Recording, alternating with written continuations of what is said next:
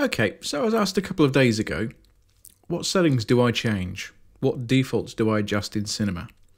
So this will be a fairly personal video, what I change. I'll explain why I'm doing them and maybe why you should.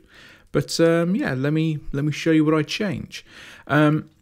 This is version 14, so a couple of things will have changed in whatever the next version is, or if you're on something older, they might be a bit different still. But let me show you what I change. One of the first things I'll change is this gradient in the background. It just doesn't serve much purpose for me. If I'm trying to light things and having extra gradients and shades going on doesn't really help me see what I'm doing. So if you go to your filter, you'll find somewhere down here in this lovely non-alphabetical list, we have the gradient setting. Let's lose that. But immediately you may notice, it's harder to see the grid now. Yes, it is. So the second thing I'll change is under the preferences. Edit prefs, and let's see, we're looking for, under the color scheme colors, sorry, the editor colors you see in the editor. The main one here right at the top is the background. It's just a bit too close to the grid color really, so I like to brighten this up a bit. Let's see, 85, if I bump it up to maybe 110, that helps. We should now be able to see our background grid a bit more clearly. So that's one of the first things I'll change. If you see me looking off to the side, I am checking my list. I'm not doing this all from memory. Okay, next thing, outlines. When you grab an object, you get this glow around the outside. Now for me, this is an improvement over what it used to do. You used to get a wireframe over the whole object. But it does still get in the way a little bit, and I will warn you, if you have a fairly complicated scene, generating this real-time outline around the outside of your object will slow things down a bit. So for that reason alone, I think it's a good idea to get rid of this.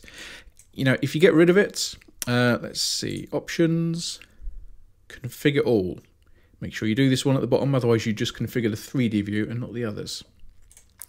But just get rid of, down here on the bottom right, just get rid of the outline setting. This will revert you back to the slightly older style of a bounding box, but hey, you can still see what you got selected. It's not a biggie, and it'll give you a more reactive editor. You'll get a better frame rate from it. But whilst we're down here, there are a couple of other things I will also change. One of those is isoline editing. You will actually find the exact same thing over here. It is the same setting. They do the same thing.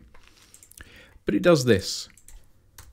If I take a cube and make it editable, and I throw that inside a hyperNURBS, normally when you're in the polygon mode, you would want to see the original cube, the original box that your object is made of. With this isoline editing turned on though, you don't. Now this is a personal preference. Some people prefer it, some people don't. Personally, I'd rather see the low resolution cage, the low resolution mesh which I'm actually working from. So you can either do that down in the corner, or it's the same thing up here. Use isoline editing, just turn it off. Now I can see my low resolution cube and the resulting mesh inside. So that's another one of those I'm not a big fan of. But let's go back into our configure all settings down here. The other bits I would get rid of, or at least the other bits I would change. Just see these just see that line there. There's one there, there's one there. And if I ever resize my interface, they'll jump from being on the side to being on the top and bottom, these bits. This is showing me my render region, which area is actually going to render. It's a bit faint. It's not the easiest thing to see. When it's quite plain, there's nothing going on, okay, sure, you can see it. But as your scene gets busier and busier, these render regions get a bit harder to see. So under the third tab, this is in your configure all settings. Under your third tab, let's bring this up here.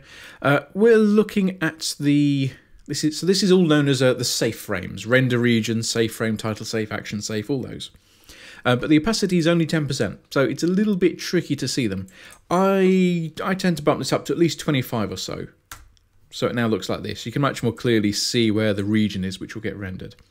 Sometimes when I'm in the final stage of a project and I'm just lighting and compositing, I'll actually bump this up to 100. So I get solid black bars on the edge, so I can really, really concentrate on what's getting framed in my shot there. But whilst we're in this page here, there is one other bit I like to change personally. Now, if I go to the rotation mode, see these rotation bands we've got. These bits here. Okay, they're okay, but they're a bit big. They're a bit chunky. When you're working with your object, it does make up quite a large portion of what you're seeing. I like to slim them down a bit. I wish this feature worked with me as well. Under options, back down to configure all. Right where we change the opacity, we also have the rotation scale, which is how thick those bands are. So you can actually go the other way and bump it up. So you get these big, thick, chunky things. But if you turn them down, watch this carefully, once this rotation scale hits 0%, so they get thinner and thinner and thinner until all of a sudden, bang. If you hit 0, it changes. So it doesn't put these 3D bands on there anymore. When this hits 0, it draws something a bit different. It draws you a precisely 1 pixel thick object, or line rather. So we can navigate that way. It gets it out of the way. I think it's still perfectly easy to see. You know, still highlights when you move your mouse over it. So I like to shrink that down. Just gets it out of the way a little bit. Let's see. The other thing is the grid. This is a change they brought in about a year or so ago. Let me just get a new project. Okay, this grid here. When you're working in cinema, you want to try and keep your objects roughly within a certain size. Now, you can, in theory, make your objects get almost as large as you like or as small as you like. You're very unlikely to hit cinema's actual strict numerical limit. But that doesn't mean cinema's going to handle it very nicely. Let me throw in a cube here. The problem is, if you zoom in or out too much, and you work on a microscopic scale, or a macroscopic scale if you get too big, it doesn't react very nicely. If I zoom out, watch what happens. I'll zoom out, the grid will divide itself up, and divide itself up. You see these lines here will fade out, and it will keep going and going. Now that's a nice idea. I think it works quite nicely in these front, side and top views, because as you zoom in and out, the grid divides itself down. So you always have this nice useful grid for snapping to and just measuring out units. But the problem is, I have no idea how big it is here. So how far away am I? How big are things? And the problem is, if you keep zooming out enough, eventually your graphics card runs out of decimal points, and this weird stuff happens. Your scene sort of starts getting eaten. Things just vanish.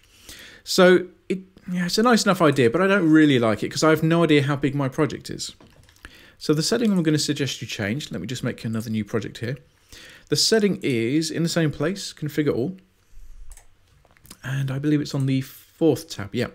On the background, you've got this legacy mode, which, yes, it's how it used to work, but I kind of like it. Call me old-fashioned, maybe. But when I turn this on, my grid changes. It's maybe not quite as pretty, but we'll sort that out with something else in a second. But it stays at one size. If I zoom out, that's it. This is the set size of my 3D world. I don't have to worry about how far away I am, because I can see that size there is a set size. It's something like 100,000 units. But I now know that if I have an object which is as large as this grid, that object is huge. But there you go. I'm a fan of the set grid size, because it gives you a set reference. I know at any given point whether I'm really close, because the squares get huge, or if I'm really far away, because the grid gets very small and fine. But you may notice all this horrible flickering and shimmering and moire patterns, all these horrible things happening, which really leads me on to one of my next settings I'll change. And this is actually under the good old preferences. So if you come to the top, we have Edit Preferences. And in here, we will find under OpenGL, which is just a term we use for the real-time display, anti-aliasing. Anti-aliasing will allow you to apply real-time smoothing of all these horrible pixelated lines. I'm just going to crank it up to full because I can. And hey, there you go, it smoothens them. I now have a nice quality grid. Well, that was it really. I now have a nice quality grid. It does put a bit of extra load on your graphics card, so if you're working on a big heavy scene, maybe turn it off or turn it down because it will slow things down a little bit. But so long as you're on a modern machine, the anti-aliasing shouldn't really hurt things too much. Okay, was there anything else left on the grid? Ah, yes, right. All of these things I've shown you here, those settings will stick. I.e., if I start a new project, pretty much all those settings will stay as they were. These next couple I'm going to show you, though, you'll need to save a default document to make these settings stick. So let me just show you them first, then I'll show you how to save that file. But if you make a new file, you'll actually find these settings immediately down here in the bottom right corner. If you don't have these, if they're not there, if you've lost them, go to your Edit menu and choose Project Settings. That is what you see down in the corner here. Two things. The first one is the default object color. We're working in this grey world, and what doesn't help, in my humble opinion, is having objects which are too dark, too lacking in contrast. And unfortunately, that's what the default color does. It's this very dark, bluish battleship grey. So every time I add an object, it's kind of dim, kind of dark. It will start blending into the background reasonably quickly. I just generally find it's easier. So project settings, if you use your default object color of a light shade of grey, 80%. I just think that's easier on the eye. It's easier to work with. I certainly find it easier to light the object because I get a nice range of brightness and darkness and shade and gradients. If I'm working with just quite a dark object, I'm losing a lot of that. But in the same place, there's one more thing: project settings, and this is a bit of an interesting one. Go to key interpolation. In here, there is one setting which is quite nice. A bit of a fan of it. The overdub setting. Now, what the hell is overdub? Well, watch this. If I keyframe an object, happy little cube, and I'm just going to keyframe it going from there to there, down there, and maybe back to the start again. If I've gone through my animation, I've gone into the timeline, I've adjusted some curves in here. Let's say I've grabbed that curve and swirled it around like this. What if I like the curves I've made, the acceleration, deceleration, easing in, easing out? What if I like all these changes I've made, but I want to update the keyframe? Maybe I've realized that when it's on frame 59, and it's at that position down there, maybe I wanted it a little bit further down. Well, what I can do is, with any keyframing mode you like, really, it doesn't really matter. If I make an adjustment, so I'm on frame 59 there, here's my curve for it. Let's just move things over a bit.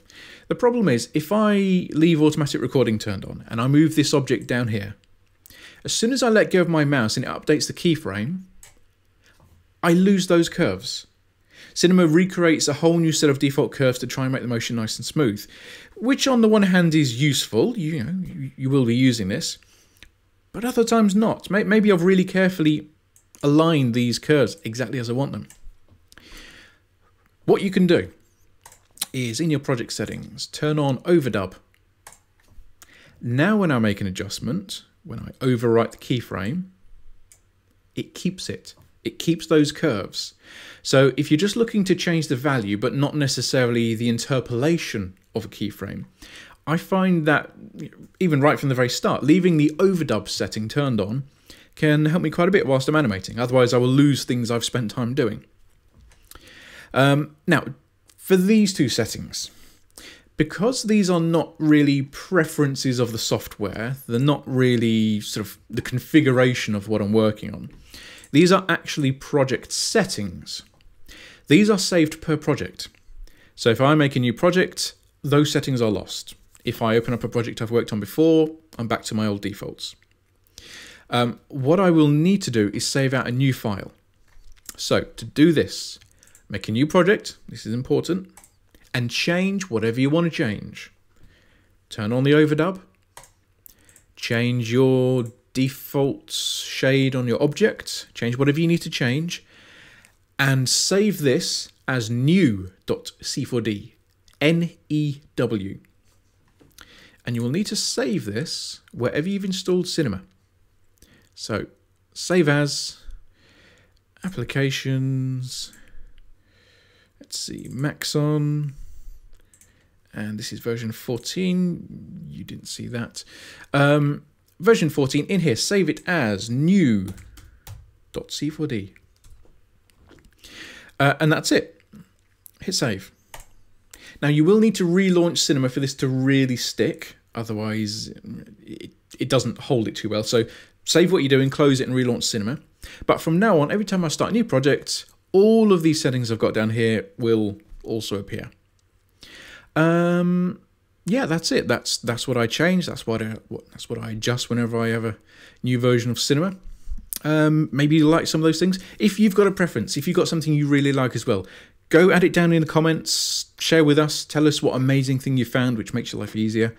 Yes, come on, share. Tell us what you change. You know what? I've just finished making this video.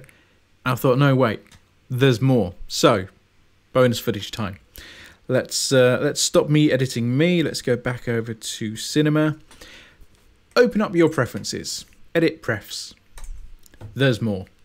Let's quickly run down this. Let me just point out a few extra useful bits. Interface.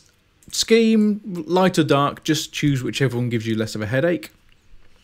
Do you miss the shortcuts in the menus? Do you wish you could see what the shortcut for snapping was?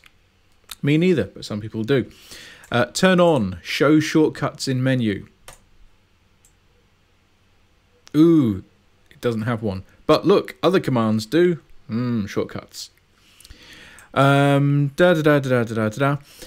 Attribute manager selection limit. Sounds a bit boring, can be useful. If you find yourself selecting a lot of object, i.e. more than 1,000, this attribute window down in the bottom right corner will only actually show you the first 1,000 objects.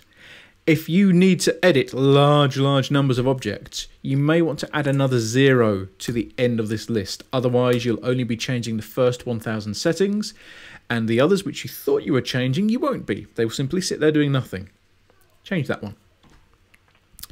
Input devices, no, not really. Maybe hit this button if you're having a bit of trouble with the control and the Apple key on your Mac. It switches which around they work. But that does depend on which version of Cinema and what operating system you're working on. So maybe press it, maybe don't. I don't know. Change it, see if it helps. Navigation. If you're tired of slow working, particularly for Wacom users, if you're using a graphics tablet, you can find that the movement speed can be a little bit slow, so you can artificially boost those here. Nothing vital in there. OpenGL, no, leave that alone. I've already shown you the useful bit with the anti-aliasing. Let's see, view. Okay, here's one. Redraw limit. Are you ever working on a project which has a lot of polygons? So let's see, that's 1 million, 2 million. Oh, there we go. Do you see this box mode? Watch. See this nice, lovely shaded view I have? Nice. But then I try to perhaps duplicate an object or do something a little bit slow. And all of a sudden, bam, Cinema drops down to wireframe box mode. Does this annoy you? It annoys me. This is because Cinema couldn't draw the new object. That's a large bumblebee. This is because Cinema couldn't draw the object within 400 milliseconds. So, if you would like to give Cinema a bit longer to draw this object before it gives in and goes down to the box mode, bump the number up. I tend to go for about 2,000 or 3,000, so that's 2 or 3 seconds in real numbers. Which means, rather than dropping straight down to the box mode, let's just get rid of 1 or 2 of these. Rather than going straight down to the box mode when it drops down its display, it gives it a couple of seconds and says, ah, yes, that's fine. I can draw this fully shaded for you. I just needed an extra second. So, increase this. That's actually probably one of the first things I do change on a new version of Cinema. Blah, blah, blah, blah. Let's see, files. No, not really. No, don't worry about those too much. Maybe you have a texture path if you've got a specific folder full of textures, but I find it just tends to slow Cinema down because every time you hit render, it has to check that file path for your texture. It can really slow things down. Avoid them if you can. Let's see, units. Right, here we go. 2 useful bits for you. This, use System Color Picker, and quick storage. Normally with a material. Here's our material. Normally, if I hit this color chip, it gives me Cinema's color picker. It's not the best. But once I've got this window up, if I click the color chip in here, I get my system color picker, which has more selection modes, display modes. You can get your C and YK sliders. It's got other useful views in it. But that requires 2 clicks every time. If, though, you turn on Use System Color Picker, from now on, every time you hit that color chip, the system picker will be the first one up. So for those who like to select things with C and YK colors, this could save you quite a few clicks because it means you can now use the OS X color picker, or for the Windows, the Windows color picker. But the color picker in Windows sucks, so don't do that. No, don't do that. Unless you install a third-party one, then it's better.